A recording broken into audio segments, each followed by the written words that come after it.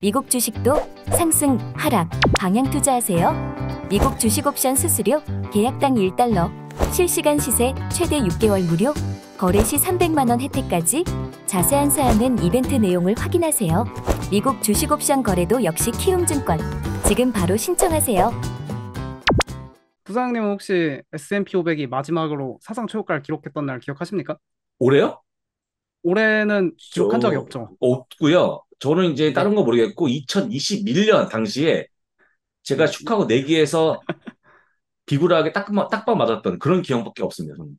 예, 맞습니다. 예. 그리고 이제 그 다음 주였던 아, 2022년에 1월 첫 번째 첫 거래일이, 번째 맞아. 그때 사상 최고치. 예, 맞아요. 그때. 맞습니다. 예, 그 뒤로 미국 없죠. 주식시장은 이제 아, 오늘로써 662일째 사상 최고가를 갱신하지 못하고 있습니다. 662일째?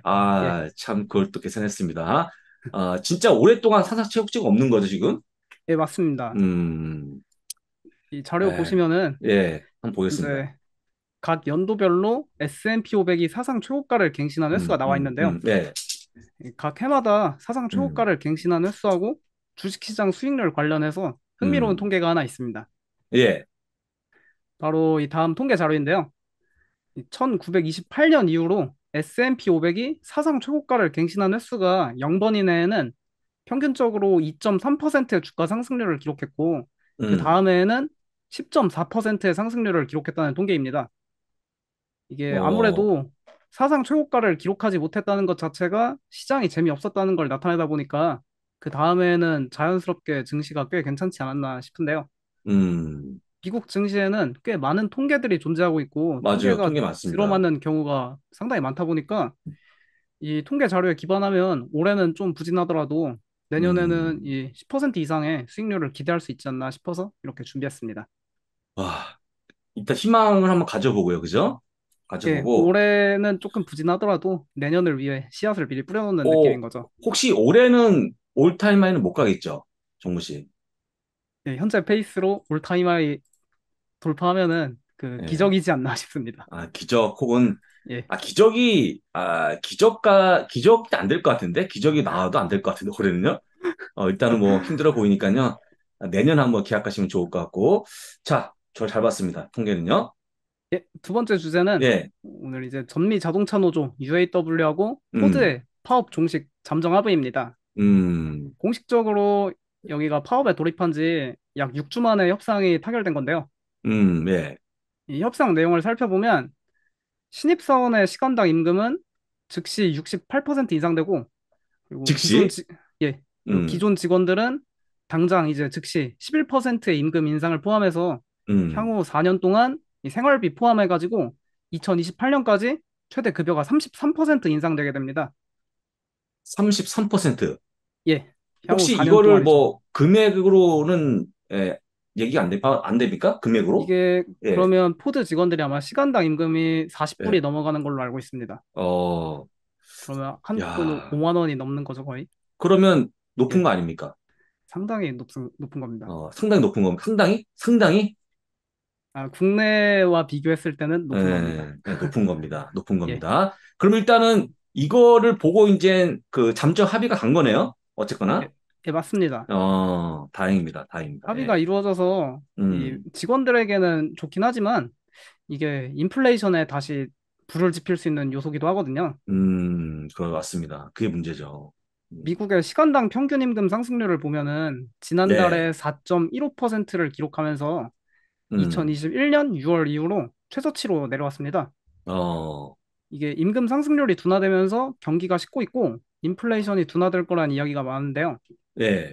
근데 이번에 이렇게 포드에서 큰 폭의 임금 인상이 타결되는 바람에 앞으로 이제 GM이랑 스텔란티스도 포드 수준의 임금 인상을 해줘야 하지 않겠습니까? 해야죠. 해야죠. 해야 됩니다. 이렇게 예. 기업들의 가파른 임금 인상이 줄지어서 음, 나타난다면 이 시간당 평균 임금 상승률이 다시 바닥을 치고 좀 올라갈 수 있다 보니까 음. 인플레이션 우려가 조금은 다시 커질 수 있지 않나 싶기도 합니다. 조금 많이 커질 것 같아요. 아까 나왔던 GDP도 좋았거든요. 맞습니다. 경제가 너무 좋아. 이것도 나가린데, 이것도. 이건 이렇게 하면 안 되는데. 사실 이제 다음 주가 금리 결정이거든요. 예, 뭐, 물론 동결시키겠지만, 여전히 파월의 어떤 단호한 그 생각은 안 변할 것 같아요. 그죠? 맞습니다. GDP 아, 오늘 4.9%는 좀 너무했습니다. 이것도 나가립니다. 예. 그러니까 무효입니다, 무효. 예. 그리고 이제 다음은 오늘 시장에서 가장 중요한 메타의 실적 체크 포인트입니다. 아, 메타의 시적 포인트? 체크 예. 포인트 뭡니까? 보시면은 메타버스 사업부인 리얼리티 랩스 매출을 제외하고는 모든 부분에서 실적 비트를 성공했는데요. 예. 그래서 실적 발표 직후에는 주가 상승이 나타났었는데 컨퍼런스 콜에서 가이던스 관련해서 약간 아쉬운 코멘트를 남겨가지고 주가가 하락 반전되었습니다. 아, 참, 예. 컨퍼런스 음, 콜 내용을 같이 살펴보면 메타 플랫폼의 CFO가 이 중동 분쟁이 시작된 4분기 초에 광고 지출이 감소되는 것이 관찰되었다 했고요. 음, 음, 그리고 이 수요 둔화를 특정한 지정학적 사건 때문이라고 단정하기 어렵다라고 말해서 이때부터 주가 음, 하락이 나타났습니다. 예. 그러니까 이게 광고 수요 둔화가 지정학적 사건에 영향을 받기도 하지만 이 경기 둔화로 광고주들의 지출이 약간 주는 게 신호가 나타났다는 겁니다. 음, 이게 이번 실적 발표에서 확실히 아쉬운 요소였는데 긍정적 요소도 꽤 있습니다. 음, 우선 메타의 매출 성장세가 확실하게 바닥을 찍고 다시 이제 가속화되고 있고요.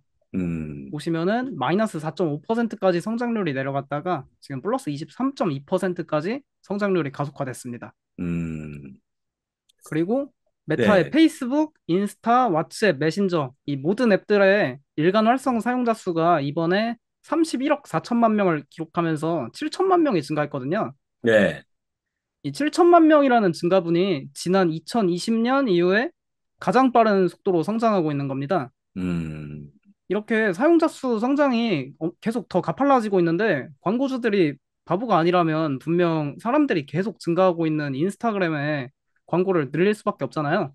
그렇죠. 그래서 연말에 다시 좀 광고 시장이 더 뜨거워지지 수 있다고 좀 기대해 음, 보는 게 어떨까 싶습니다. 음. 그렇지만 하여간 오늘은 주가가 빠지는 거죠. 예, 저한테는 그게 중요합니다. 뭐, 앞에 내용도 중요하지만, 우리 이제 그 지금까지 기사를 하는데 총 세 가지 했죠? 예, 맞습니다. 두 번째 UAW 기사가 나올 때 제가 마음속으로 나가리다. 내가 준비했는데. 세 번째 메타에 대한 시적 분석은 우리 이사님이 나가리인데 내가 준비했는데 했지 않았을까? 그죠? 이거 어차피 여러분들이 딱 보시기에 지금 정모 씨가 하는 시황이 되게 잘 돼 있는 시황이에요. 그러니까 겹치는 거죠. 겹치면 문제가 있는 게 아니고 잘한 겁니다. 잘한 겁니다. 자, 바로 맞습니다. 다음 거 보겠습니다. 예. 그리고 이 최근 메타의 실적 성장을 견인하고 있는 게 현재 미국을 강타하고 있는 쇼핑 플랫폼인 음, 들어보신 분들도 많을 겁니다. 이 억만장자처럼 쇼핑하라라고 하는 테무거든요. 어, 이 중국의 억만장자. 핑거투어가 예. 서비스하는 쇼핑 음, 앱입니다. 이 어, 테무가 예. 인스타에 광고를 진짜 엄청나게 합니다. 음, 보시면은 저 스마트폰 케이스 저 화면에 있는 거를 제가 인스타에서 테무 광고하는 거 캡처해 왔거든요. 한번 볼 수 있습니까, 지금? 아, 영상은 나오지 않습니다. 안 나옵니까? 예. 이런 테무 광고가 진짜 음, 수시로 계속 나오는데 음, 테무가 이번 연말 쇼핑 시즌에도 이 광고 지출을 어마어마하게 할 가능성이 상당히 높다 보니까 음, 여기가 이제 메타 플랫폼의 거의 뭐 쩐주 수준이거든요. 네, 그래서 이 연말에 테무가 막대한 광고 지출을 할 것으로 기대되다 보니까 메타 음, 플랫폼의 주가 하락을 이번에 오히려 기회로 삼아보는 건 어떨까 싶어서 이야기하고 음, 있습니다. 그렇군요. 하여간 하여간, 메타가 주가는 빠지지만 시적은 나쁘지 않았습니다. 그죠? 예, 안 나쁜 맞습니다. 시적이에요. 그래서 저는 개인적으로 소폭이지만 오늘 약간 강보합까지는 가지 않을까 전망합니다. 예, 동의하십니까? 저도 동의합니다. 예, 넘어가고요. 예. 그리고 다음은 오늘 SEC에 보고된 버크셔 해서웨이의 옥시덴털 페트롤리움 추가 매수입니다. 또 샀어요? 예, 약 380만 주 정도 추가 매수하면서 보유 수량을 1.5% 정도 늘렸거든요. 음, 그리고 이 우연찮게도 오늘 국제유가가 250달러까지 갈 수 있다라는 극단적인 전망이 나왔습니다. 250달러요? 예, 이거는 살면서 들어본 적도 아유, 없는 숫자입니다. 막 나가는 거 아닙니까? 이건 너무? 막 이, 던져놓고 막 뭐 이거는 하는, 그냥 던지는 거죠, 거의. 자기를 알리고 싶어서? 홍보용으로? 맞습니다. 너무한데. 250달러는 다 죽어요, 지금. 이 뱅크 오브 아메리카의 시나리오에 따르면은 음, 이란이 이스라엘 분쟁에 개입하고 호르무즈 음, 해협을 봉쇄하면은 유가가 250달러에 도달할 수 있다는 건데요. 음, 여기 보시면 이 호르무즈 해협이 정말 중요한 지리적 위치입니다. 음. 혹시 여기 아십니까? 몰라요. 어디 지역이죠, 이게? 여기가 이란 국경이랑 저기 아랍에미리트 국경 사이에 있는 곳인데 이 그렇군요. 전 세계 원유 수송량의 30%가 이 호르무즈 해협을 통해서 통과하고 있습니다. 몰랐어요. 그리고 한국이 수입하는 원유는 네. 70%가 여기를 통과해서 음, 오고요. 어.